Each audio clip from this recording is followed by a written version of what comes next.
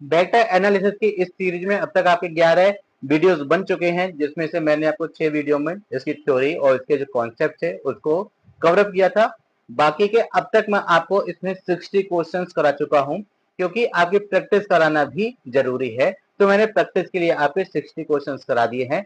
अब आगे उन्हीं क्वेश्चन को कंटिन्यू करते हुए आज के इस वीडियो में हम बात करेंगे क्वेश्चन नंबर 61 से। तो नमस्कार साथियों, मैं Surendra Kumar focus maths classes के ऑनलाइन लर्निंग प्लेटफॉर्म पे आप सभी का एक बार फिर से हार्दिक स्वागत करता हूं और आशा करता हूं आप सब लोग खुश होंगे, स्वस्थ होंगे और अपनी तैयारी अच्छे से कर रहे होंगे। तो टाइम वेस्ट किए बिना देखते हैं क्या आज का हमारा पहला क्वेश्चन, क्वेश्चन नंबर 61। जैसा कि आपके सामने लिखा हुआ है, आप देख पा रहे होंगे क्वेश्चन नंबर 61 को। और ये क्वेश्चन एक्चुअली 2-3 बार आ चुका है, ठीक है, क्वेश्चन रिपीट हुआ है। देखते हैं क्या है। कह रहे हैं if vector A cap and vector B cap are the unit vectors. ठीक है, सबसे पहले जो गिवन है उसको लिख लेते हैं। यही तो गिवन है ना, unit vectors incline at an angle of theta, then the value of 1/2 A cap minus B cap आपको फाइंड आउट करना है। कैसे करेंगे पता करें। तो सबसे पहले अगर मैं आपसे कहूं कि आप ये निकालिए mod of vector A cap minus vector B cap is divided by 2 का स्क्वायर, तो आप बोलेंगे क्या? आप बोलेंगे इक्वल होगा किस चीज के? इक्वल होगा 1/2 mod of A cap minus B cap का होल स्क्वायर। यही तो होगा ना जी, बिल्कुल यही होगा। तो मैं अगर इसको थोड़ा सा आगे सॉल्व करूं तो मैं पाऊंगा 1/4 एज इट इज रहेगा। इसको ओपन करता हूं तो वेक्टर ए कैप का square plus vector B cap का स्क्वायर, ठीक है, माइनस 2, ठीक है, vector A cap dot vector B cap, यही मिलेगा ना। अब जो वैल्यूज हैं इनकी उनको मैं पुट कर देता हूं तो मुझे मिलेगा 1/4 एज इट इज। ये मिला मुझे क्या? 1 + 1 - 2। अब मैं डॉट प्रोडक्ट को ओपन करता हूं तो मिलेगा मुझे क्या? Vector modulus of vector A cap modulus of vector B cap, और इनके बीच का एंगल क्या है? इनके बीच का एंगल है थीटा। तो हो गया मेरा cos थीटा। ठीक है, एक बार फिर से मैं सारी वैल्यूज को पुट कर देता हूं तो मुझे मिलेगा क्या? 2 - 2 × 1 × 1 और cos थीटा। अगर मैं 2 कॉमन ले लूं, ठीक है, अगर मैं 2 कॉमन ले लूं तो मिलेगा क्या? 2/4 ब्रैकेट में बचा 1 - cos थीटा। अब मैं इसमें cos 2x वाला फार्मूला यूज कर लूं तो मुझे मिलेगा क्या? इसको मैं डिवाइड कर देता हूं, 2 2 जा 4, ये हो गया आपका 2। अब ये बचा क्या? 1 - cos थीटा। तो 1 - cos थीटा मैं लिख सकता हूं क्या? कि 1 माइनस क्या? 1 माइनस, मैं लिख सकता हूं, आपको पता होगा cos 2 थीटा का जो फार्मूला रहता है, अगर मैं यहाँ पे लिख दूं, क्या रहता है? 2 cos स्क्वायर थीटा -1, ठीक है ना, यही तो रहता है। और रहता है क्या? 1 - 2 sin स्क्वायर थीटा। तो मैं इसमें ये वाला यूज करूंगा क्योंकि मुझे 1 एलिमिनेट करना है। तो मैं cos थीटा की जगह लिख सकता हूं क्या? कि 1 - 2 sin स्क्वायर थीटा की जगह हो जाएगा θ/2। ठीक है, ब्रैकेट क्लोज। अब मैं क्या करूंगा? मैं जो ब्रैकेट क्लोज की थी मैं उसको ओपन कर देता हूं। अगर मैं इसका यहाँ पे लिखना शुरू करूं तो ये इक्वल हो जाएगा 1/2, और ये +1 और ये -1 आपस में कैंसिल आउट हो जाएंगे। बचेगा क्या? माइनस माइनस प्लस का 2 साइन स्क्वायर θ/2। ठीक है, इसको इससे कैंसिल आउट, फाइनली बचा साइन स्क्वायर θ/2। और ये वैल्यू किसकी है? एक्चुअली ये वैल्यू है आपके vector A minus vector B. Actually ये आपके कैप लगे हुए हैं तो मैं इसको कैप ही लगा देता हूं, है तो ये आपके वेक्टर ही। ठीक है, इस डिवाइडेड बाय 2 का होल स्क्वायर, इसकी वैल्यू थी। और अगर मैं यहाँ से स्क्वायर रूट लेता हूँ, ठीक है, अगर मैं यहाँ से स्क्वायर रूट लेता हूँ तो ए कैप माइनस बी कैप, ठीक है, इस डिवाइडेड बाय 2 जो है इसकी वैल्यू हो जाएगी किसके इक्वल? इसकी वैल्यू इक्वल हो जाएगी आपकी साइन θ/2। ठीक है, तो हम देखते हैं हमारा राइट आंसर हो जाएगा कौन सा? साइन θ/2। ऑप्शन चेक करते हैं, option number A is the right answer. चलिए चलते हैं अपने अगले क्वेश्चन पर, क्वेश्चन नंबर 62 देखते हैं क्या है। कह रहे हैं B cross C, C cross A cross B. मैंने आपको स्केलर ट्रिपल प्रोडक्ट कराते हुए एक क्वेश्चन कराए हुए थे कि B cross C cross A और ए क्रॉस बी जो होता है उसकी वैल्यू इक्वल होती है किस चीज के? ए बी सी के स्क्वायर के इक्वल होती है। और समटाइम्स यही वैल्यू इक्वल होती है किस चीज के, A square B square C square के। तो इसका option number B is the right answer. अगर आपको इसका डिटेल सोल्यूशन चाहिए तो मुझे जरूर बताइएगा। ठीक है, चलिए चलते हैं अपने अगले क्वेश्चन पर, क्योंकि अगर आप इसको सॉल्व करेंगे तो काफी टाइम लग जाना है, इसलिए मैंने आपको बताया था कि 4 स्टेटमेंट लगाए थे कि वो 4 स्टेटमेंट आप याद कर लो, आपके टिप्स पर होने चाहिए, बार बार पूछे जाते हैं। यही क्वेश्चन आपका 2 से 3 बार आ चुका है मेरे ही क्वेश्चन पर। चलिए चलते हैं अगले क्वेश्चन पर 63, देखते हैं क्या है। कह रहे हैं let A B C 3 vectors हैं, कह रहे हैं then a vector vector D which is perpendicular to the both vector A and vector B for which vector D dot vector C is equal to 21। ठीक है, तो यहां से क्या है, मैं कह देता हूं कि जो मेरा वेक्टर डी है, मैं कह देता हूं कि मेरा वेक्टर डी है वो क्या है, D1 आई कैप प्लस D2 जे कैप प्लस D3 के कैप। ठीक है, और इसकी वेक्टर सी के साथ अगर मैं डॉट प्रोडक्ट देखता हूं तो यहाँ से डायरेक्ट लिख देता हूं, vector C vector D dot vector C की वैल्यू हो जाएगी 3D1 plus D2 minus D3, और ये क्या है, ये हमको 21 गिवन है। ठीक है, तो आप चेक कीजिए आपको कौन सा ऑप्शन जो है, जो आपको D1 D2 की D3 की वैल्यू पुट करके 21 दे देता है। तो आप चेक करेंगे, आप पाएंगे क्या, अगर मैं पहला वाला यूज करता हूं तो 7 7 माइनस 7 है। ठीक है, 3 इंटू 7 प्लस D2 की जगह लिख सकता हूँ 7। ठीक है, D3 की जगह लिख सकता हूँ -7, तो माइनस माइनस प्लस का 7, ये हो जाएगा। ठीक है, 21 प्लस 7 दैट इज 21 तो नहीं होगा। चलिए बात करते हैं इस वाले की, तो ये क्या हो जाएगा, इसमें है आपको पुट करना है क्या, 7 -7 और -7, ये पुट करके देखते हैं। तो इसमें पुट करेंगे तो क्या हो जाएगा, 7 3 जा 21। ठीक है, -7 और ये हो जाएगा माइनस माइनस प्लस का 7। हाँ जी, आपको आंसर मिल गया, 21 आपका दे रहा है कौन सा, option number B is the right answer. तो आप इस प्रकार से भी इसको सॉल्व कर सकते हैं। और अगर आपका मन कर रहा है कि आप इसको डिटेल में फाइंड आउट करना चाहते हैं, तो फिर आपको एक कॉन्सेप्ट पता होना चाहिए, और कॉन्सेप्ट की जानकारी के लिए प्लीज एक बार जो आपकी कॉन्सेप्ट वाली क्लासेस हैं उसको जरूर देखिएगा। मान लीजिए आपके पास 3 वेक्टर्स इस प्रकार से हैं, एक वेक्टर ये है, एक वेक्टर ये है, और एक वेक्टर इस प्रकार से लिया है कि वो आपके इन दोनों के परपेंडिकुलर है। मैंने बोला क्या, मैंने बोला कि अगर मैं इसको वेक्टर ए कह दूं, ठीक है, मैं इसको वेक्टर ए कह दूं और वेक्टर बी इसको कह दूं, तो एक ऐसा वेक्टर जो वेक्टर ए के भी परपेंडिकुलर हो और वेक्टर बी के भी परपेंडिकुलर हो, तो ऐसा वेक्टर क्या होता है, तो ऐसा वेक्टर होता है आपका vector A cross vector B, मतलब जो वेक्टर है उनका ही क्रॉस प्रोडक्ट होता है वो। और लेकिन कंडीशन क्या होती है, एक कंडीशन सिर्फ तब होती है जब हमारा ए और बी के बीच का एंगल 90 डिग्री होता है। अगर कोई भी एंगल आपको गिवन नहीं है, मैंने बोला अगर कोई भी एंगल आपको गिवन नहीं है, तो आप एक काम ये कीजिएगा, आप लिखेंगे क्या, आप लिखेंगे कि वेक्टर डी जो आपसे पूछ रहा है is equal to lambda times vector A cross vector B. Actually magnitude आप देख सकते हैं, उनके बीच का जो एंगल है वो एंगल के हिसाब से मैग्नीट्यूड कितना हो जाएगा, बट डायरेक्शन उसके एंगल पर डिफाइन नहीं की जा सकती। डायरेक्शन फिक्स है कि ए और बी के बीच का एंगल चाहे जो हो, ए क्रॉस बी जो है उसकी डायरेक्शन को रिप्रेजेंट करेगा, परपेंडिकुलर है जो वेक्टर ए और वेक्टर बी के। ठीक है, तो आपको ए क्रॉस बी से आपको डायरेक्शन तो मिल जाएगी, मैं कहूँ आपको आंसर मिल जाएगा, लेकिन अगर आप एग्जैक्ट चाहते हैं तो आप लैम्डा टाइम्स पुट कीजिएगा। करके दिखाता हूँ, एक मेथड से मैंने आपको सॉल्व करके दिखा दिया, दूसरा मेथड से मैं आपको सॉल्व करके दिखाता हूँ। तो क्या, सबसे पहले मैं फाइंड आउट करूंगा vector A cross vector B equal होगा किस चीज के, यहाँ पर मैं आई जे के लिख लेता हूँ। ठीक है, आप मत लिखिएगा क्योंकि मुझे समझाना है इसलिए मैं लिखा रहा हूँ, इससे टाइम वेस्ट होता है। ए की वैल्यू क्या है 4 5 और -1, बी की वैल्यू क्या है 1 -4 और 5। ठीक है, फाइंड आउट करते हैं, मिलेगा क्या, मुझे मिलेगा 5 5 जा 25 माइनस माइनस प्लस और plus minus -4 that is 21 I cap.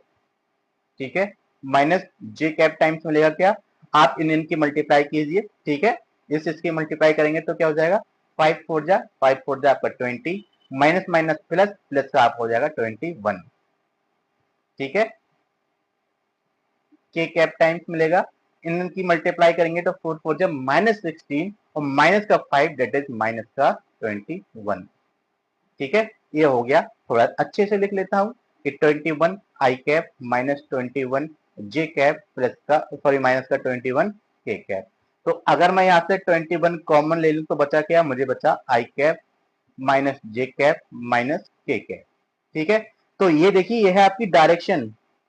ठीक है, ये रही आपकी डायरेक्शन। अब ये डायरेक्शन जिस भी ऑप्शन में हो वही ऑप्शन आपका सही हो जाएगा। ठीक है, तो आपका बी और सी दो ऑप्शन आपके सही हो सकते हैं। ठीक है, बी और सी इसके अकॉर्डिंग यहां से अगर मैं देखूं तो दो आंसर सही हो सकते हैं, बट हमें तो एग्जैक्ट चाहिए, तो हम क्या करेंगे, हम कहेंगे कि हम कहेंगे लेट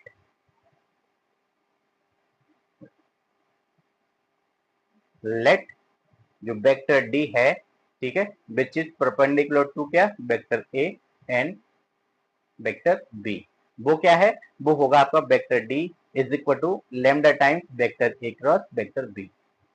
यही तो होगा ना, बस।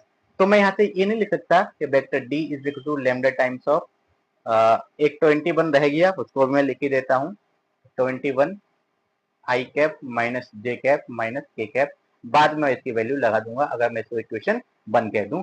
अब मैं इसको उठा के डी को यहाँ पर पुट करूंगा तो मैं पाऊंगा क्या, मैं पाऊंगा कुछ इस प्रकार से कि इनकी अगर डॉट प्रोडक्ट ही कर देता हूँ हैंड टू हैंड तो मैं पाऊंगा 21 लेमडा। ठीक है, 21 लेमडा की मल्टीप्लाई किससे हो जाएगी, 3 से। एक्चुअली 21 तो कॉमन ही है तो मैं इसको ऐसे लिख दूंगा, 21 कॉमन रहा। ठीक है, लेमडा हो जाएगा 3 लेमडा। ठीक है, माइनस आपका लेमडा।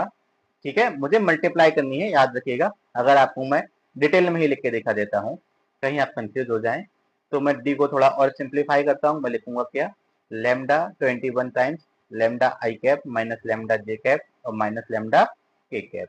और वेक्टर सी क्या है, वेक्टर सी है आपका 3 I cap plus J cap minus K cap. मुझे निकालना है क्या, मुझे निकालना है vector D dot vector C equal होगा किस चीज के, 21। ठीक है, 21 टाइम्स इनकी मल्टीप्लाई 3 लेमडा माइनस लेमडा और माइनस माइनस प्लस का लेमडा। ठीक है, इससे ये कैंसिल आउट, और इसकी वैल्यू एक्चुअली है क्या, 21 है। तो इस 21 से ए 21 कैंसिल आउट हो गया, तो आपके पास बचा क्या, आपके पास बचा 3 lambda is equal to 1। Lambda की वैल्यू हो गई 1/3। ठीक है, अब लेमडा की वैल्यू उठा के इक्वेशन 1 में कर दें तो ठीक है, फ्रॉम 1, तो डी क्या हो जाएगा, डी हो जाएगा आपका 21 is divided bye 3 I cap minus J cap minus K cap. ठीक है, 3 7 जा 21 होते हैं, दैट इज फाइनल आंसर हुआ क्या, 7 times I cap minus J cap minus K cap. तो अगर आप मेंस में ये क्वेश्चन आ जाए तो आप जैसे मैंने आपको करके दिखाया हुआ है, आप इसको इस प्रकार से कीजिएगा। और अगर आप प्री और टीजीटी पीजीटी के हिसाब से कर रहे हैं तो प्लीज इस ऑप्शन वाले जो मेथड है उसको प्रीफर कीजिएगा, क्योंकि उससे टाइम बहुत बचता है और आपका क्वेश्चन का आंसर विद इन 30 सेकंड आराम से आ जाएगा, या मैक्सिमम गया तो 40 सेकंड तक ही जाएगा।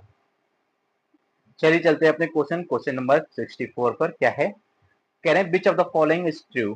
ठीक है, तो इसको समझने के लिए आपको वेक्टर की हेल्प लगेगी, और वेक्टर की हेल्प लगेगी तो मैं आपको समझा देता हूं। सबसे पहले मैं बात करता हूं पहले स्टेटमेंट की, तो पहला स्टेटमेंट के लिए vector A dot vector B आपको निकालना आना चाहिए। तो इसकी वैल्यू इक्वल होती है mod of A mod of B cos theta.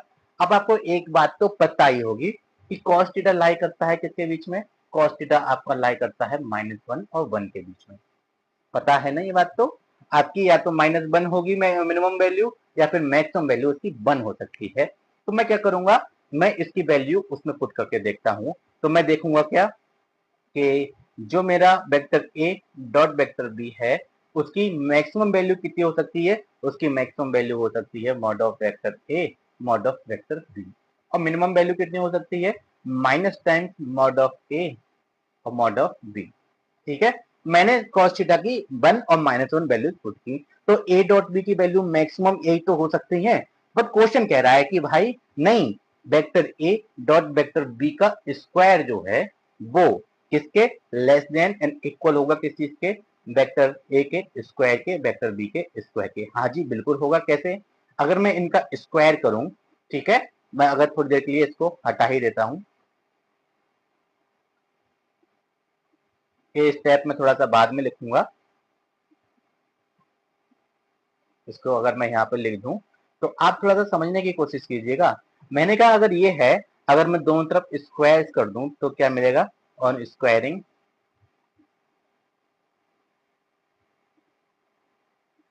ठीक है, ऑन स्क्वायरिंग क्या मिलेगा आपको, मिलेगा कि vector A dot vector B का square is less than and is equal to mod of vector A का स्क्वायर और मॉड ऑफ वेक्टर बी का स्क्वायर, ठीक है। क्योंकि अगर ये माइनस हट जाएगा स्क्वायर करने से तो ये तो प्लस ही हो जाएगा, तो आप इसको एक बार में ऐसे लिख सकते हैं। तो यही तो है गिवन, दैट इज आपका ऑप्शन ए तो ट्रू है। अब मैं बात करता हूं स्टेटमेंट बी की, ठीक है, बी स्टेटमेंट की। तो उसके लिए आप वेक्टर समझिए। इसने कहा कि vector A and vector B are parallel, ठीक है, वेक्टर ए, ठीक है, और पैरेलल है किस चीज के, वेक्टर बी के। मैं इनको ग्राफिकली डिनोट करके आपको दिखाता हूं। मैंने कहा कि वेक्टर ए ये है, ओके, ठीक है, और एक वेक्टर बी और है, वो इस डायरेक्शन में बना दिया। दोनों कैसे हैं, दोनों के दोनों हैं एक दूसरे के पैरेलल। थोड़ी देर को कहा मैंने ये वेक्टर ए और ये क्या है, वेक्टर बी। तो इन दोनों के बीच का एंगल देखूं तो एंगल कितना हो गया, वो हो गया 0 डिग्री, ठीक है ना, क्योंकि पैरेलल है तो 0 डिग्री रहेगा। तो क्या पैरेलल सिर्फ ऐसे ही हो सकते हैं, कोई और तरीका नहीं है क्या, केस टू, ठीक है, केस टू। अगर मैं इसको कह दूं केस वन, अब मैं बात करता हूं केस टू की। केस टू क्या होगा कि मैंने आपके सामने वेक्टर ए ड्रॉ किया, ये रहा आपका, ठीक है। अब मैं क्या करता हूं, मैं एक चीज देखता हूं कि मैं यहां से एक वेक्टर इसी के पैरेलल और ड्रॉ कर देता हूं, ठीक है। ये क्या है, अब ये है आपका वेक्टर ए और ये है आपका वेक्टर बी। ये तो अब भी तो पैरेलल है। वो बात दूसरी है कि दोनों की दिशा अपोजिट है। पहले दोनों एक ही दिशा में थे और पैरेलल थे, अब दोनों अपोजिट दिशाओं में है, लेकिन पैरेलल तो तब भी है ना। मुझे तो पैरेलल चाहिए, इन्होंने कुछ बोला ही नहीं है कि वो एक ही दिशा में है क्या अलग अलग दिशा में है। तो पैरेलल है तो मैं तो दोनों के लेके चलूंगा। इस केस में अगर मैं ए और बी के बीच का एंगल देखूं तो थीटा क्या मिल जाएगा, थीटा मिल जाएगा मुझे पाई, ठीक है ना।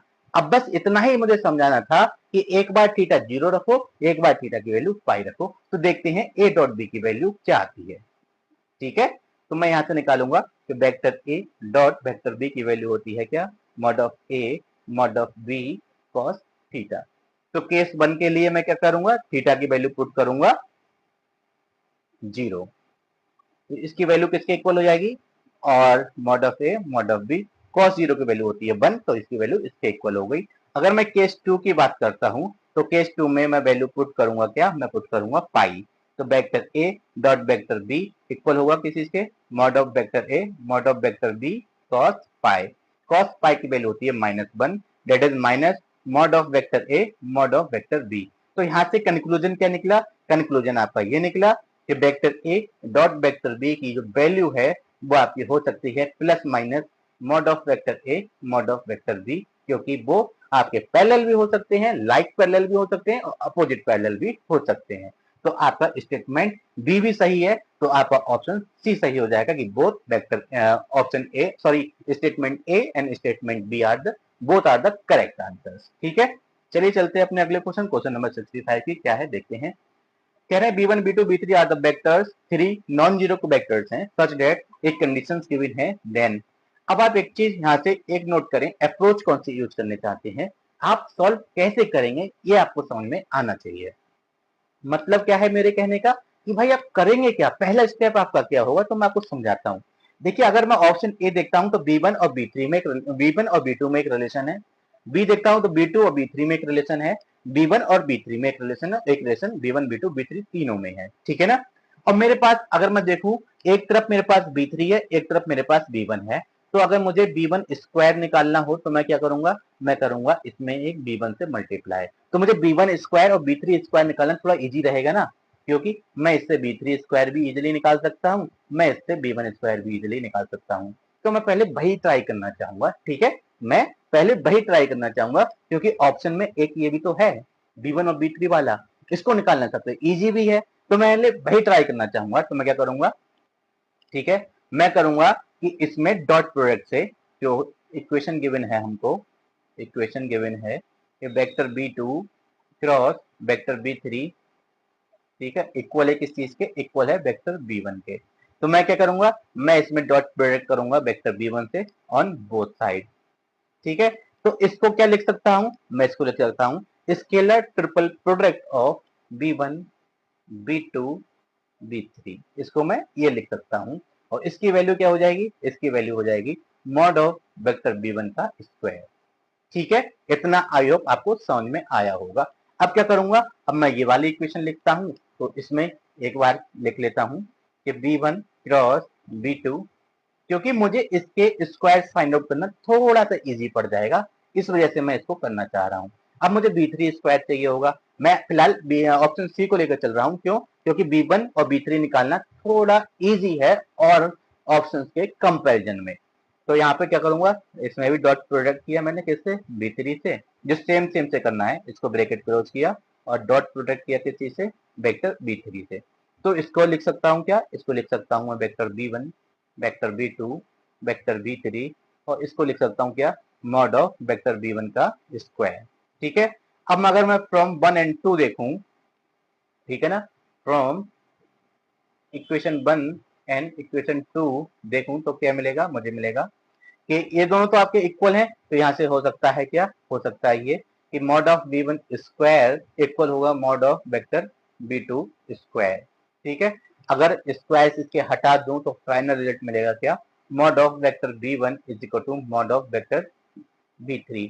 ठीक है, थोड़ा सा मिस्टेक हुआ है, मैं अभी सुधार देता हूँ। एक्चुअली ये आपका B3 लिखा है मैंने, ठीक है, और ये आपका B1 नहीं है, ये आपका B3 रहेगा।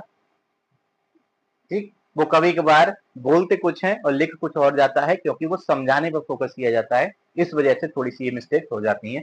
हम चेक करते हैं हमारा आंसर आया क्या, कि mod of vector B1 is equal to mod of vector B3, that is option number जो है आपका सी जो है वही सही होगा, क्योंकि हम उसको लेकर ही चले थे और साफ साफ दिख भी रहा था कि यहाँ से B3 और यहाँ से B1 आराम से बन जाएगा। ठीक है, चलिए चलते हैं अगले क्वेश्चन पर। क्वेश्चन नंबर 66 क्या है, आइए देखते हैं। कह रहे हैं if A cross B is equal to C cross D, ठीक है, and A cross C is equal to B cross D, okay, then the vector this are. इक्वल की बात कर रहे हैं तो ये दोनों आपस में इक्वल हो जाएंगे, ओके।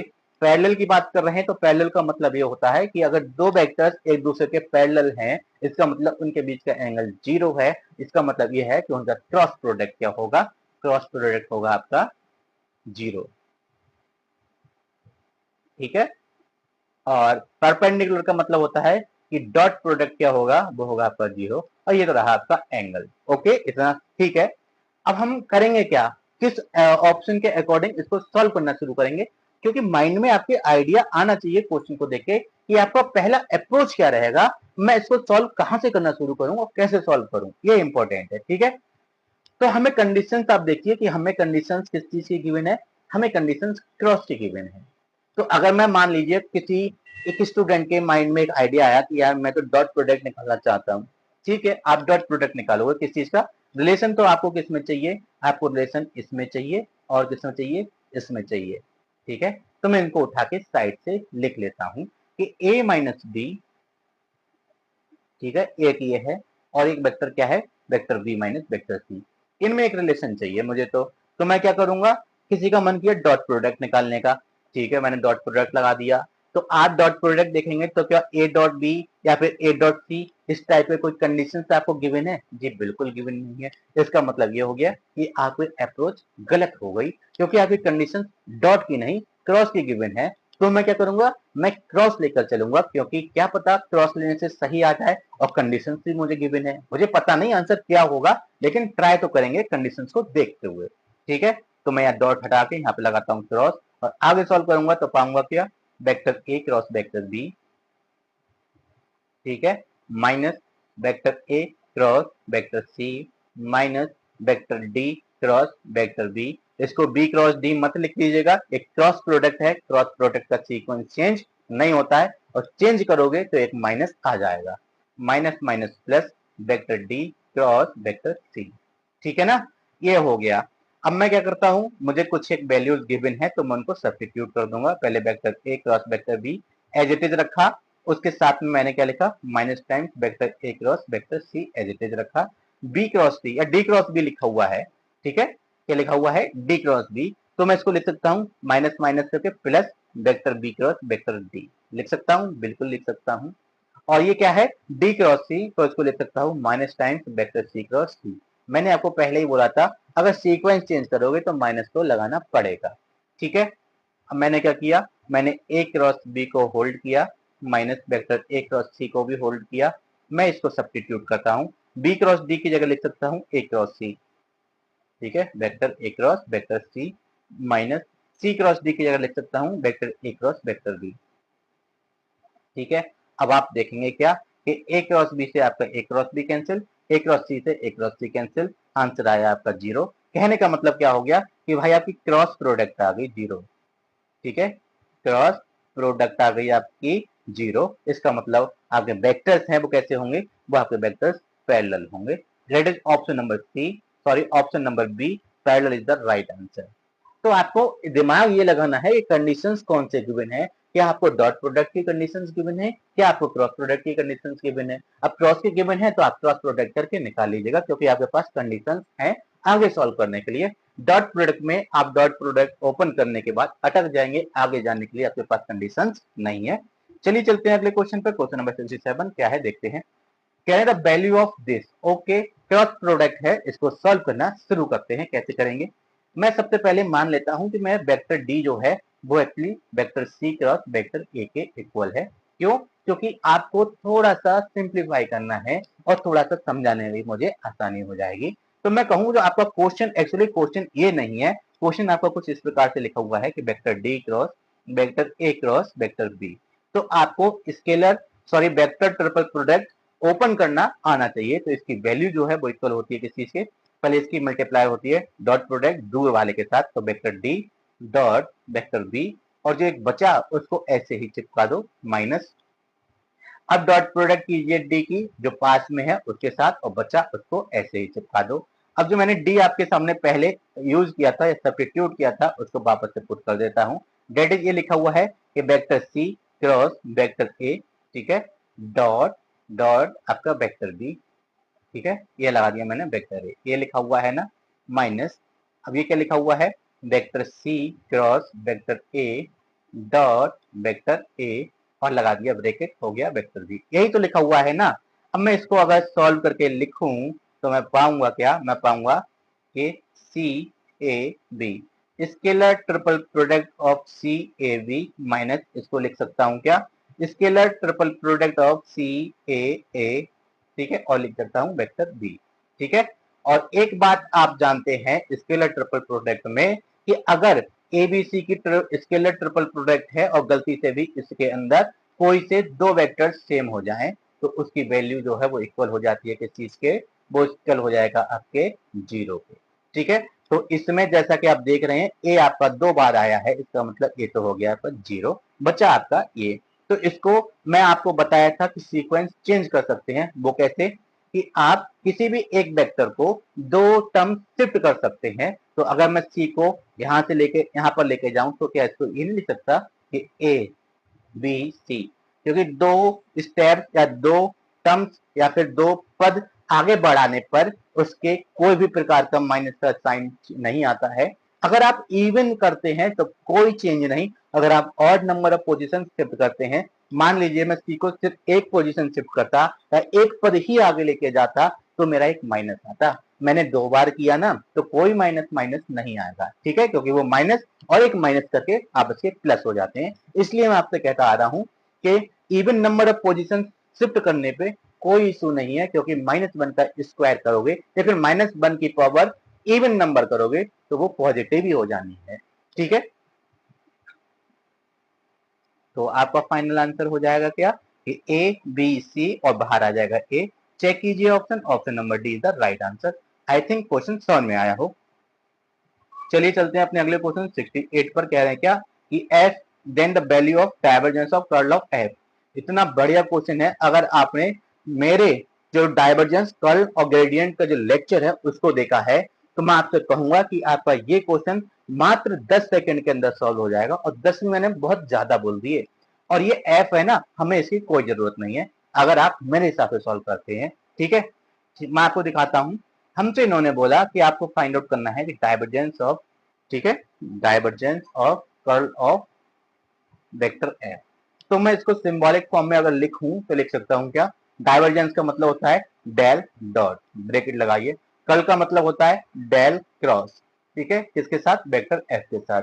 तो कुछ कुछ अभी मैंने जस्ट आपको पहले बताया था कि आपको स्केलर ट्रिपल प्रोडक्ट जैसा नहीं दिख रहा क्या ये, ठीक है, जैसे मैंने आपको दिखाया था कि दिस इनटू दिस करके ये आपको दिखाया था, तो ये आपको स्केलर ट्रिपल प्रोडक्ट जैसा नहीं दिख रहा है। ये मैं ऐसे लिखूं, एबीसी अगर मेरे 3 वेक्टर्स हैं तो इसको मैं ओपन करता हूं तो इसको लिख सकता हूं vector A dot vector B cross vector C, ठीक है, ये इसकी ओपन करते हैं, इसका एक्सपेंशन होता है। तो क्या मैं इसको कंबाइन फॉर्म में नहीं लिख सकता, क्यों नहीं लिख सकता, बिल्कुल लिख सकता हूं, डेल डेल और एफ। और जस्ट अभी मैंने आपको पहले बताया है कि स्केलर ट्रिपल प्रोडक्ट में अगर किसी भी दो एलिमेंट सेम हो जाते हैं तो उसकी वैल्यू क्या हो जाती है, 0। अब मुझे बताइए, इसका ऑप्शन नंबर ए आपका राइट आंसर हो जाएगा 0। क्या आपको फंक्शन की जरूरत पड़ी, क्या आपको किसी प्रकार का वेक्टर डिफरेंशिएशन की जरूरत पड़ी, क्या आपने किसी प्रकार का डिफरेंशिएशन किया, आपने सिर्फ और सिर्फ सिंबॉलिक फॉर्म का यूज किया और आपने यूज किया वेक्टर का, ना कि वेक्टर डिफरेंशिएशन का। वेक्टर की या स्केलर ट्रिपल प्रोडक्ट और वेक्टर ट्रिपल प्रोडक्ट अगर आपने पढ़े हुए हैं तो उसके एप्लीकेशन के तौर पे मैंने आपको ये क्वेश्चन कराया है। आपको कैसा लगा क्वेश्चन जरूर बताइएगा, और अगर आप वैसे सॉल्व करना चाहेंगे तो यकीन मानिए कम से कम 30 से 40 सेकंड इस क्वेश्चन में चले जाएंगे। चलिए चलते हैं अपने अगले क्वेश्चन पर, कह रहे हैं क्या, इफ, ठीक है, if vector A cross vector B का जो मॉड है उसका square plus mod of A dot B का स्क्वायर इज इक्वल टू 144, तो कह रहे हैं क्या कि mod of B is equal to, तो एक फार्मूला मैं आपको कम से कम 10 बार बता चुका हूं, वो ये है कि mod of vector A cross vector B का square plus vector A dot vector B का स्क्वायर। अब आप इसको सिंपल रहने दीजिए या आपके मन कर रहा है ये मॉडुलस लगा दीजिए, एक ही बात है, डॉट प्रोडक्ट में कुछ भी फर्क नहीं पड़ता कि ब्रैकेट्स लगी हुई हो या आपके मॉड लगा हुआ हो, कुछ फर्क नहीं पड़ता, ओवरऑल आनी तो आपकी एक स्केलर क्वांटिटी ही है। इसकी वैल्यू जो है वो इक्वल होती है किस चीज के, ए स्क्वायर बी स्क्वायर के, या फिर मैं कहूं मॉड ऑफ ए स्क्वायर और मॉड ऑफ बी स्क्वायर, ये रहता है आपका formula.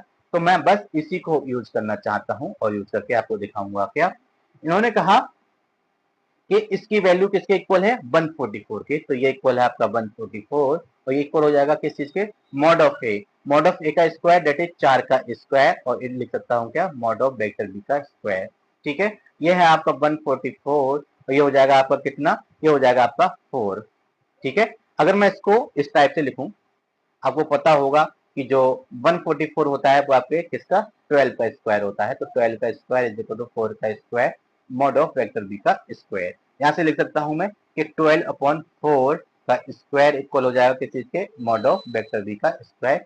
Taking square root on both side we get, square root लेंगे तो क्या मिलेगा, हमें मिलेगा 12 अपॉन 4 दैट इज 4 3 जा 12, मॉड ऑफ वेक्टर बी की वैल्यू हो गई आपकी 3। चेक कीजिए option, option number D is the right answer. I think आपको समझ में आया हो। चलिए चलते हैं क्वेश्चन नंबर 70 पर, क्या है आइए देखते हैं। कह रहे हैं क्या, if I cap J cap K cap R unit vector then the value of I J cap, ठीक है। अब आपको फिर से स्केलर ट्रिपल प्रोडक्ट पर जाना होगा। मैंने आपको साफ साफ लिखाया हुआ है कि अगर आपका आई जे के एक सीक्वेंस में है, सीक्वेंस मतलब इस प्रकार से है, ठीक है, आई से गए जे, जे से गए के और के से वापस आए आई। अगर ये एक इसको सीक्वेंस को मेंटेन किया है कि क्लॉकवाइज मेंटेन किया हुआ है तो वैल्यू होती है 1, और वो गलती से भी एंटी क्लॉकवाइज हो जाए या सीक्वेंस को तोड़ दे तो उसकी वैल्यू हो जाती है -1। मैं बात करता हूं आई जे के सीक्वेंस में है, इसकी वैल्यू हो जाएगी 1, ठीक है। जे आई के ये एंटी क्लॉकवाइज चला गया, इसकी वैल्यू हो जाएगी -1। के आई जे, के से गया आई, आई से गया जे, हाँ जी क्लॉकवाइज डायरेक्शन में है, इसकी वैल्यू हो जाएगी +1। इससे ये कैंसिल आउट, फाइनल आंसर हो गया आपका 1। Option number C is the right answer. इसके लिए आपको स्केलर ट्रिपल प्रोडक्ट आनी चाहिए। चलिए चलते हैं अगले क्वेश्चन पर, क्वेश्चन नंबर 71 क्या है आइए देखते हैं। तो 71 कह रहा है क्या, if theta is the angle, ठीक है, between any two vectors vector A and vector B. मेरे पास दो वेक्टर्स हैं इस प्रकार से, ये वेक्टर ए है, ये वेक्टर बी है, इन दोनों के बीच का एंगल मेरा क्या है, थीटा है। कह रहे हैं then mod of vector A dot B is equal to mod of vector A cross B when theta is equal to, ठीक है, कोई दिक्कत नहीं है। तो vector A dot vector B क्या होता है, अगर थीटा उनके बीच का एंगल है तो mod of vector A mod of vector B और कॉस थीटा, ठीक है। और क्या है, vector A cross vector B किसके इक्वल होता है? इक्वल होता है mod of vector A mod of vector B sine theta और क्या होता है? Theta cap. ठीक है, अब मुझे लेना है इनके मॉडुलस। तो mod of vector A dot vector B लूं तो क्या हो जाएगा? मुझे कुछ नहीं, सेम रहेगा। ठीक है, और मॉड लगा दीजिए कॉस थीटा पे, मॉड का कोई फर्क पड़ने का है नहीं। इक्वेशन 1। ऐसे ही अगर मैं mod of vector A cross vector B निकालूं तो वो किसके इक्वल हो जाएगा? Mod of vector A mod of vector B mod of sine theta और मॉड ऑफ ईटा कैप। और ईटा कैप की वैल्यू होती है 1, आप जानते हैं एकांक सदिश होता है। तो मैं कहूं इसकी वैल्यू हो जाएगी mod of vector A mod of vector B sine theta. ठीक है, एक क्वेश्चन 2 हो गई। इक्वेशन 1 और 2 को मैं इक्वल कर दूंगा क्योंकि मुझे क्वेश्चन में गिवन है, इसलिए मैं पाऊंगा क्या? Mod of vector A mod of vector B cos theta की वैल्यू इक्वल होगी mod of vector A mod of vector B sine theta. ठीक है, यहां से क्या करूंगा मैं? मॉड ऑफ ए से mod of A cancel out, mod of B से mod of B cancel out, बचा क्या? बचा मेरा कि कॉस थीटा की वैल्यू हो गई is equal to sine theta. ठीक है, ये मॉड चल रहे थे, चाहो तो आप लगा सकते हो, हालांकि इनके ऊपर मॉड का कोई रोल नहीं है। तो यहां से मैं लिख सकता हूं क्या? एक साइड में ले आऊं तो 1 is equal to tan theta. ठीक है, या फिर मैं लिख सकता हूं क्या? ये tan theta is equal to 1 implies that theta की वैल्यू क्या हो गई? Pi by 4। आपको पता होगा, चेक कीजिए option, option number B pi by 4 is the right answer. चलिए चलते हैं क्वेश्चन नंबर 72 पर। करें if A and B are the two unit vectors inclined at an angle of pi by 3। फिर से वही है कि दो वेक्टर्स हैं, ठीक है, ए और बी, एंगल क्या है? पाई बाय 3 60 डिग्री है। तो इसकी वैल्यू पूछी है। एक चीज और गिवन है कि vector A is equal to vector B is equal to क्या है? 1, क्योंकि दोनों के दोनों कैसे वेक्टर्स हैं? दोनों के दोनों आपके यूनिट वेक्टर्स हैं। ठीक है, तो अब मैं क्या करूंगा? मैं इसकी वैल्यू फाइंड आउट करके देखता हूं। तो पहले लिखूंगा क्या? Mod of vector A plus vector B का स्क्वायर, ए इक्वल होगा मॉड ऑफ वेक्टर ए का स्क्वायर, क्योंकि डायरेक्ट इसकी वैल्यू नहीं निकल सकती, आपको स्क्वायर लेना होगा। स्क्वायर लेने का मतलब ये होता है कि आपको उसकी उसी के साथ डॉट प्रोडक्ट लेनी होगी, क्योंकि आप एक चीज जानते होंगे कि मॉड ऑफ वेक्टर ए का स्क्वायर इक्वल होता है वेक्टर ए डॉट वेक्टर के। मैंने अभी यही बोला कि अगर आपको स्क्वायर लेना है तो उसी वेक्टर की उसी के साथ डॉट प्रोडक्ट लेनी होगी। अगर आप ऐसा करते हैं तभी जाके आपको उसका स्क्वायर मिलता है। ठीक है, तो आप इसको स्क्वायर को इस प्रकार से ओपन करते हैं, मॉड ऑफ वेक्टर बी का square plus 2 times vector A dot vector B. अब चूंकि इनकी वैल्यू क्या है? 1 1 है, क्योंकि वो यूनिट वेक्टर्स हैं, प्लस अब मैं डॉट प्रोडक्ट को भी ओपन कर देता हूं तो पाऊंगा क्या? पाऊंगा कॉस थीटा। ठीक है, आगे इसको मैं सॉल्व करता हूं तो पाऊंगा क्या? कि 2 प्लस 2 कॉस थीटा। 2 को मैं कॉमन ले लेता हूं, तो 2 को कॉमन ले लेता हूं, बचा क्या? 1 प्लस कॉस थीटा। ठीक है, तो मैं इसको लिख सकता हूं 2 इंटू, इसको लिख सकता हूं क्या? 1 प्लस है तो मैं इसको लिख सकता हूं आपको 2 कॉस स्क्वायर थीटा बाय 2। ये हो जाएगा ओवरऑल आपका 4 कॉस स्क्वायर थीटा बाय 2। किसकी वैल्यू है? Mod of vector A plus vector B के स्क्वायर की। Implies that mod of vector A plus vector B, जो कि हमारी रिक्वायर्ड वैल्यू थी, वो इक्वल हो जाएगी 2 कॉस थीटा बाय 2। चेक कीजिए ऑप्शन, ऑप्शन नंबर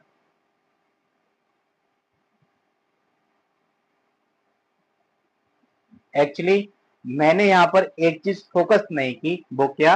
कि वो ये था कि मुझे थीटा गिवन था और मैंने थीटा को इग्नोर मारते हुए इसको सॉल्व कर दिया। चलिए कोई नहीं, मैं इसको वापस से सॉल्व कर देता हूँ। अगर मैं कहूँ आपकी वैल्यू ये आई थी, इसमें मैं थीटा की वैल्यू को पुट कर देता हूँ, तो मुझे मिलेगा क्या? मुझे मिलेगा यहाँ से 2 टाइम्स 1 प्लस कॉस 60। ठीक है, और कॉस 60 की वैल्यू क्या होती है? 2 टाइम्स, ठीक है, 2 टाइम्स इसको लिख सकता हूं मैं 1 प्लस 1 बाई 2। ठीक है, 1 प्लस 1 बाई 2, तो ये हो गया आपका 2 इंटू 3 बाई 2। 2 से 2 कैंसिल आउट, मिल गया क्या? मिल गया आपको 3। एक्चुअली 3 वैल्यू है किसकी? तो 3 जो वैल्यू है वो इक्वल है किस के? Mod of vector A plus vector B के स्क्वायर के इक्वल है 3। या फिर मैं कहूँ mod of vector A plus vector B की जो वैल्यू है वो इक्वल होगी √3 के, और √3 होता है 1.732। ठीक है, तो यहाँ से कंक्लूजन ये निकलता है कि mod of vector A plus vector B जो इक्वल है वो मतलब ग्रेटर देन 1 होगा। 1.732 रूट 3 की वैल्यू होती है और वो आपके 1 से ग्रेटर होता है। तो इसका आंसर क्या हो जाएगा? Option number B is the right answer, greater than 1। ठीक है, चलिए बात करते हैं क्वेश्चन नंबर 73 की। कह रहे हैं क्या? The area of the parallelogram whose adjacent sides are this and this. तो मैंने आपको बताया था कि अगर आपका एक पैरेललोग्राम है, ठीक है, अगर आपका एक पैरेललोग्राम है, ये मैं आपको पहले से करा चुका हूं, आप चाहिए तो आप इस दिशा में बना सकते हैं इसको। ठीक है, ये अगर आपका एक पैरेललोग्राम है और इसके साइड, इसको वेक्टर ए, इसको वेक्टर बी, ठीक है, अगर ये भी देखूं तो वेक्टर बी ही है। ठीक है, ये आपका ए बी सी डी। तो जो आपका एरिया ऑफ, ठीक है ना, एरिया ऑफ पैरेललोग्राम है वो इक्वल होता है किस चीज के? मॉड ऑफ जो आपके एडजेसेंट साइड्स होती हैं उसके क्रॉस प्रोडक्ट के, that is vector A cross vector B. यहाँ वेक्टर ए आपका ये, अगर मैं इसको वेक्टर ए कह दूं और इसको वेक्टर बी कह दूं, तो मुझे करना क्या है? मुझे सिर्फ और सिर्फ vector A cross vector B निकालना है, उसका मॉडुलस निकाल लेना है। लिखूंगा आई जे के, ठीक है, और इसके कोफिशिएंट 1 0 1, ये हो गया मेरा 2 1 1। ठीक है, सॉल्व करते हैं तो हम पाते हैं क्या?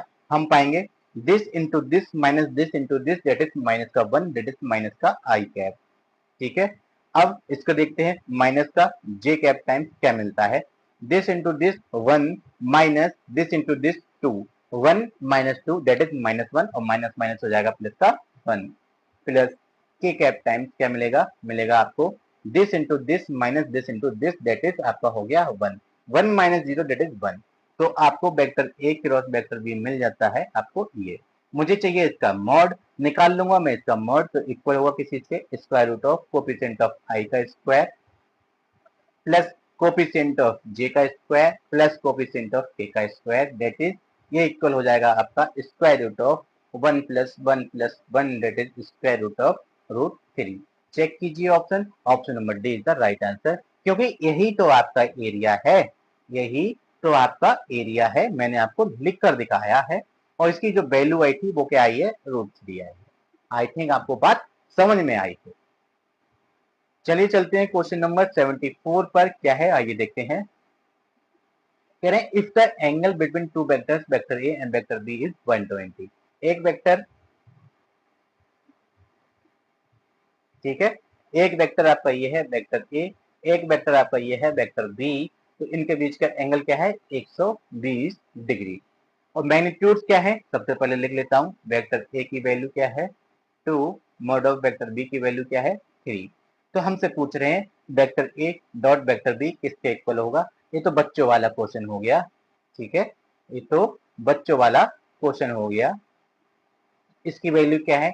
2 इंटू 3, और कॉस 120 होता है आपका माइनस का 1/2।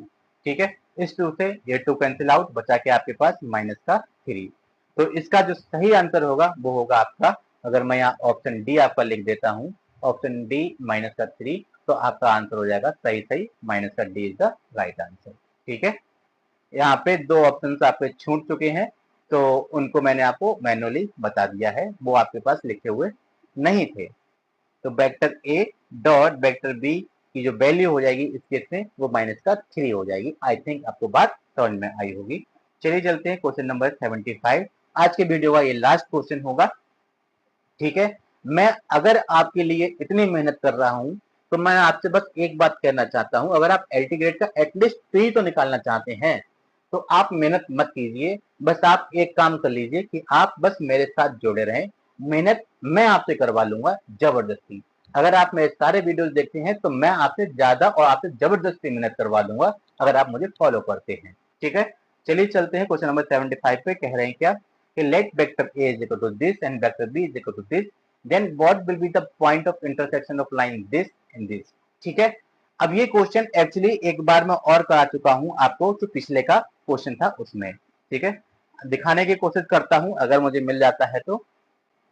ये रहा, ठीक है, ये क्वेश्चन और वो क्वेश्चन एग्जैक्ट सेम है सिवाय एक चीज के कि यहाँ पर जो 2 आई कैप है ना, वहां पे 2 जे कैप है, बस इतना सा डिफरेंस है। तो मैंने आपको करके दिखाया था, क्या शॉर्ट ट्रिक आपकी ये रही। अब जो मैं आपको करके दिखाऊंगा वो मैं आपको डिटेल में करके दिखाऊंगा। ठीक है, अगर आप शॉर्ट ट्रिक जानना चाहते हैं तो आप इस वीडियो को जरूर देखिएगा, इसमें मैंने शॉर्ट ट्रिक से उसको कराया हुआ है, जिसका आंसर 3 1 -1 आया था, वहां पे आके थोड़ा सा चेंज हो जाएगा। अब मैं आपको यहाँ पर थोड़ा डिटेल में कराऊंगा, ठीक है। चलिए चलते हैं अपने क्वेश्चन पर।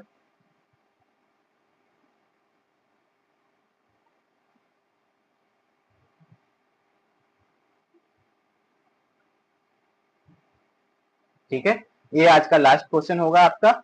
चलिए देखते हैं क्या है। कह रहे हैं vector A is equal to this, vector B is equal to this, और दो लाइन है आपके पास ये। तो सबसे पहले मैं आपको लिखाना चाहता हूँ क्या, जिस शॉर्टकट वाली, चलिए एक बार फिर से आपको करा ही देता हूँ। तो ये है कि vector R cross vector A is equal to vector B cross vector A है। मैं इसको लिख सकता हूँ minus times vector A cross vector B.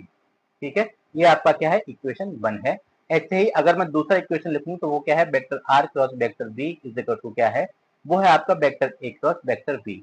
तो फ्रॉम 1 एंड 2 अगर इसको 2 कह दूं तो इसकी वैल्यू यहाँ सब्स्टिट्यूट कर देता हूँ, मुझे मिलेगा क्या, vector R cross vector A is equal to vector R cross vector B but minus time. इसको एक साइड में लेके आता हूँ तो vector R cross vector A plus vector R cross vector B. R दोनों में कॉमन है तो क्या मैं इसको ऐसा नहीं लिख सकता कि vector R cross vector A plus vector B. हाँ जी बिल्कुल लिख सकता हूँ, वैल्यू हो गई इसकी 0।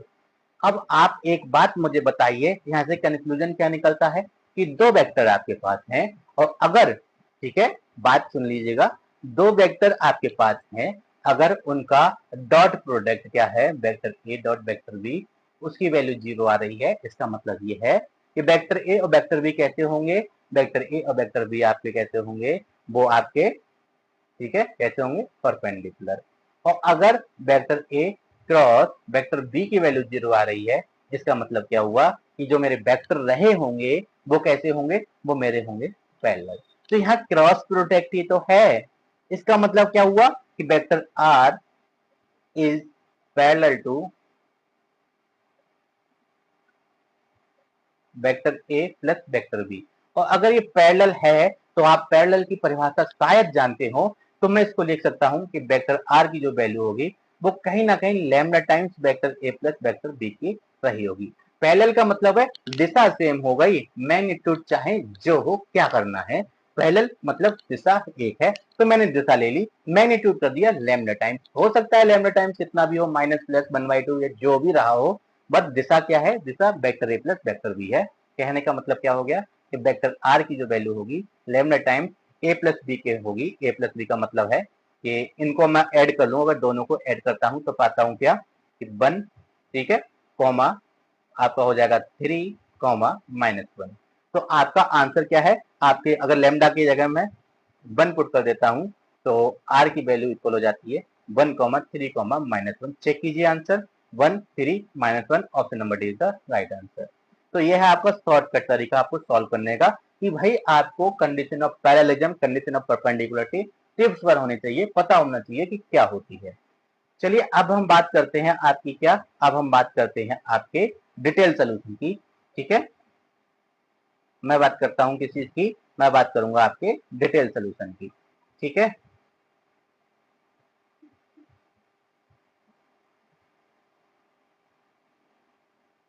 सबसे पहले जो पहली कंडीशन है उसको लिखता हूं, वो क्या है कि वेक्टर आर, ठीक है, क्रॉस वेक्टर ए, ठीक है, इक्वल है किस चीज के, vector B cross vector A.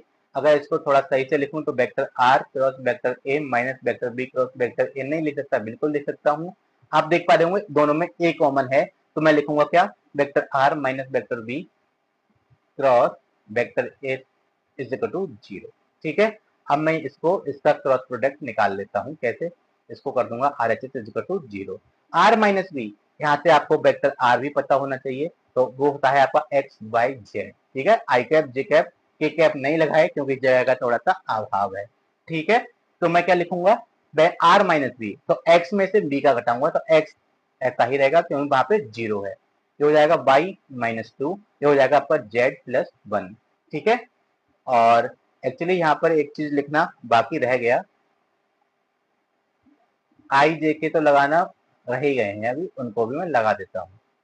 ठीक है, तो ये आपका जो रो है वो आपका सेकंड रो हो जाएगा, इसको उठा के मैं नीचे कर देता हूँ। ठीक है, तो क्या करना है, आपको लिखना है सबसे पहले क्रॉस प्रोडक्ट के लिए आई कैप जे कैप और के कैप। अब मैं वेक्टर ए लिख लेता हूँ, वो क्या है मेरा 1 1 0।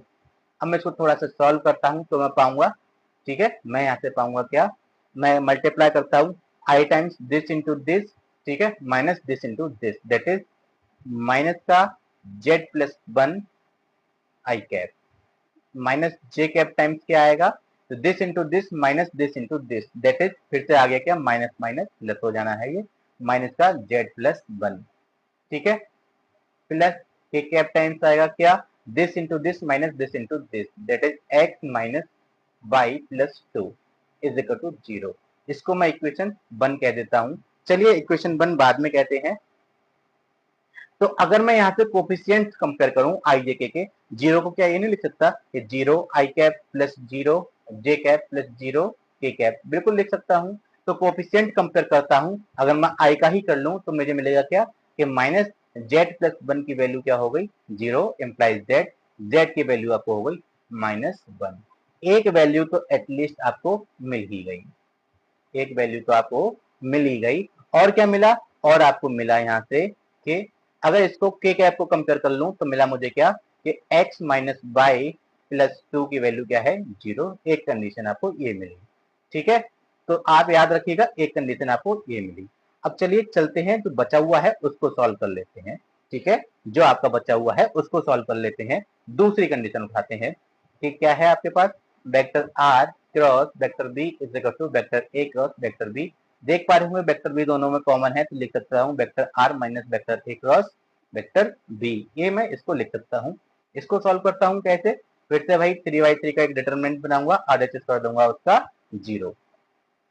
इस बार आई कैप जे कैप लगाना बिल्कुल भी नहीं भूलूंगा, लगा दिए मैंने। अब इस बार आर माइनस ए करना है, दैट इज एक्स माइनस 1, ठीक है, ये हो जाएगा क्या, वाई जे है बिल्कुल है, वाई माइनस 1 के है, ये के नहीं है, दैट इज जेड, ठीक है। वेक्टर बी क्या है, ये 0 2 -1। आप इसको मैं सॉल्व करूं तो पाऊंगा क्या, I cap time this into this minus this into this, ठीक है, तो माइनस का y प्लस का 1 माइनस का 2z माइनस जे कैप टाइम्स मुझे मिलेगा क्या, this into this that is 1 minus x, या फिर मैं कहूँ, ठीक है, माइनस की मल्टीप्लाई इधर ही कर देता हूँ तो मिलेगा क्या, एक्स माइनस 1, और ये हो जाएगा माइनस माइनस प्लस, ठीक है, प्लस के कैप टाइम्स क्या मिला, this into this minus this into this, ठीक है, तो मैं माइनस को अंदर ही एब्जॉर्ब करा दूं या फिर मैं माइनस आपके लिए यहाँ पर लिख दूं, ठीक है, तो ये हो गया माइनस, ठीक है। अगर के कैप की बात करता हूं तो दिस इंटू दिस माइनस, ये तो 0 हो जाना है, तो यहाँ पे आपका आ जाएगा प्लस 2 टाइम्स, ठीक है, 2 भी मैं यहाँ पर ही लिख लेता हूँ, X minus 1 is equal to 0 is equal to 0 I cap, क्योंकि 0 को मैं ये लिख सकता हूँ, ठीक है, 0 I cap plus 0 J cap plus 0 के कैप, मैं इसको लिख लेता हूँ, ठीक है। तो अब मैं क्या करूंगा, फिर से यहाँ से कंपैरिजन करूंगा किस चीज की, अगर मैं यहाँ से के कैप के कोफिशिएंट को कंपेयर करता हूँ तो क्या मिलता है, मुझे मिलता है यहाँ से 2 टाइम्स एक्स माइनस 1 की जो वैल्यू हो जाती है वो 0 हो जाती है, एम्प्लाइज दैट एक्स की वैल्यू हो गई 1। नोट डाउन कर लीजिएगा, एक्स आपको मिल गया, ठीक है, और अगर इस एक्स को उठा के यहाँ पुट कर दूं तो मुझे बाई नहीं मिलेगा, बिल्कुल मिलेगा, कैसे, मैं यहाँ पुट करता हूँ कि 1 माइनस बाई प्लस 2 की वैल्यू क्या है 0, y क्या हो गया, y हो गया आपका 3। इस प्रकार से मैं देखता हूं कि मेरा जो वेक्टर r था, ठीक है, वेक्टर r था वो क्या था मेरा x y z था, दैट इज x क्या है 1, y क्या है 3 और z क्या है -1। तो ये सोल्यूशन हो गया आपके भाई मेंस के हिसाब से, ठीक है, ये आपके मेंस के हिसाब से सोल्यूशन हो गया, that is 1 3 -1, option number D is the right answer. ये आपका मेंस का सोल्यूशन रहा, और इधर आपके प्री के हिसाब से रहा, या UP TGT PGT NVS KVS के हिसाब से रहा, जैसा आप समझ सके, ठीक है। आई होप आपको क्वेश्चन समझ में आया हो और मेरी जो मेहनत है वो आपको समझ में आई हो। अगर आपको वीडियो मेरा अच्छा लगा हो तो प्लीज चैनल को सब्सक्राइब जरूर कर दीजिएगा, क्योंकि मैं आपको यहाँ पर एलटी ग्रेड की पूरी तैयारी 3 महीनों के अंदर फ्री ऑफ कॉस्ट कराने वाला हूँ। न केवल मैं आपको कॉन्सेप्ट कराऊंगा बल्कि मैं आपको प्रैक्टिस भी कराऊंगा, और याद रखिएगा ये वेक्टर एनालिसिस खत्म होने के जस्ट बाद ही आपकी नई यूनिट शुरू होगी, और नई यूनिट में भी आपके जो वीडियोस होंगे वो आपको 2 वीडियोस पर डे मिलेंगे। सुबह में आपको क्या मिलेगा, सुबह में आपको मिलेंगे कॉन्सेप्ट और जो थ्योरी है, शाम को आपको मिलेंगे जो थ्योरी और जो कॉन्सेप्ट आपने पढ़े उसके प्रैक्टिस के क्वेश्चन। मतलब जो कॉन्सेप्ट आप पढ़ रहे हैं उसका सेम डे प्रैक्टिस मैं कराऊंगा। ठीक है, तो मैं कॉन्सेप्ट और क्वेश्चंस दोनों एक साथ लेके आऊंगा। वो बात दूसरी है, अगर सुबह शाम ना किया तो मैं लगातार कर दूंगा कि 1 घंटे आपको कॉन्सेप्ट मिल जाएंगे और 1 घंटे आपको उसके प्रैक्टिस मिल जाएंगी। आई थिंक आपको बात समझ में आई हो। अगर आपको अच्छे लग रहे हो, मेरा पढ़ाया हुआ अच्छा लग रहा हो, कंटेंट आपका हेल्पफुल लग रहा हो, तो प्लीज चैनल को सब्सक्राइब जरूर कर दीजिएगा। Thank you, thanks for watching, thanks lot. मिलते हैं अगले वीडियो में क्वेश्चन नंबर 76 से।